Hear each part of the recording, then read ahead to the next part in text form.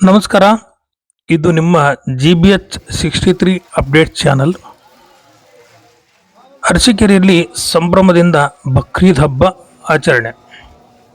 ಹರಪನಹಳ್ಳಿ ತಾಲೂಕಿನ ಅರಸೀಕೆರೆಯಲ್ಲಿ ಬಕ್ರೀದ್ ಹಬ್ಬವನ್ನು ಸಂಭ್ರಮದಿಂದ ಆಚರಿಸಲಾಯಿತು. ಈ ಹಬ್ಬವು ತ್ಯಾಗ ಬಲಿದಾನದ ಸಂಕೇತವಾಗಿದೆ.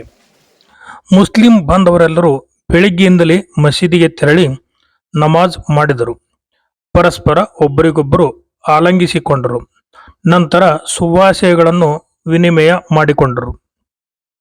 ಮಸೀದಿಯಿಂದ ಉಚ್ಚಂಗಿದುರ್ಗದ ರಸ್ತೆಯಲ್ಲಿರುವ ದರ್ಗಾದವರೆಗೂ ಮುಸ್ಲಿಂ ಬಾಂಧವರೆಲ್ಲರೂ ಸೇರಿ ಅಲ್ಲಾಹ್ವಿನ ಕುರಿತು ಹಾಡುಗಳನ್ನು ಹಾಡುತ್ತಾ ಅಲ್ಲಾಹ್ವಿನ ಸ್ತೋತ್ರಗಳನ್ನು ಪಠಿಸುತ್ತಾ ದಾರಿಯುದ್ದಕ್ಕೂ ಸಾಗಿದರು. ಈ ಸಂದರ್ಭದಲ್ಲಿ ಮುಸ್ಲಿಂ ಜನಾಂಗದವರು ಬಡವರಿಗೆ ದಾನ ಧರ್ಮ ಮಾಡಿದರು.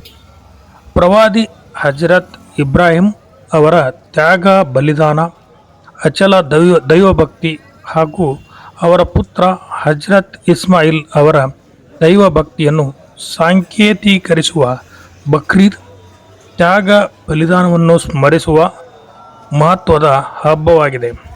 ಒಟ್ಟಾರೆಯಾಗಿ ಸಂಭ್ರಮ ಸಡಗರದಿಂದ ಅರಸೀಕೆರೆಯಲ್ಲಿ ಬಕ್ರೀದ್ ಹಬ್ಬವನ್ನು ಆಚರಿಸಲಾಯಿತು. ಅರಸೀಕೆರೆ ಹೋಬಳಿಯ ಮಾದಿಹಳ್ಳಿ, ಹನುಮನಹಳ್ಳಿ, ರಾಮನಗರ, ಕಂಚಿಕೇರಿ, ಉಚ್ಚಂಗಿದುರ್ಗ ಗ್ರಾಮಗಳಲ್ಲಿಯೂ ಸಹ ಬಕ್ರೀದ್ ಹಬ್ಬದ ಹಿಂದಿನ ದಿನ ಹಿರಿಯರ ಹಬ್ಬವನ್ನು ಸಡಗರ ಸಂಭ್ರಮದಿಂದ ಆಚರಿಸಲಾಯಿತು. ಈ ಸಂದರ್ಭದಲ್ಲಿ ಧರ್ಮಗುರು ಆದಿಲ್ ಮೊಹಮ್ಮದ್ ಶಾ, ಸುನ್ನಿ ಜಾಮಿಯಾ ಮಸೀದಿ ಅಧ್ಯಕ್ಷ ಹಬೀಬ್ ಸಾಹೇಬ್, ಕಾಜಿ ಮೊಹಮ್ಮದ್, ಗ್ರಾಮ ಪಂಚಾಯಿತಿ ಮಾಜಿ ಅಧ್ಯಕ್ಷ ಎ ಇನಾಯತುಲ್ಲಾ, ಅದಾಮ್ ಸಾಹೇಬ್, ಅಜಿಮ್ ಸಾಬ್, ಬಿ ಸಲಾಂ, ವಲಿ, ಹಯಾತ್ ಸಾಹೇಬ್, ರಫೀಕ್, ದಸ್ತಗೀರ್ ಸಾಬ್, ಶರೀಫ್ ಹಾಗೂ ಇತರರು ಇದ್ದರು. ಈ ಸಂದರ್ಭದಲ್ಲಿ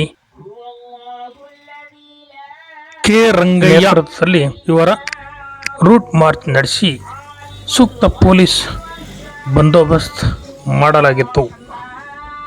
ವರದಿ ಮಹೇಶ್, ಹಿರಿಯ ಪತ್ರಕರ್ತರು. ನಮಸ್ಕಾರ. ಇದು ನಿಮ್ಮ GBH 63 ಅಪ್ಡೇಟ್ಸ್ ಯೂಟ್ಯೂಬ್ ಚಾನಲ್.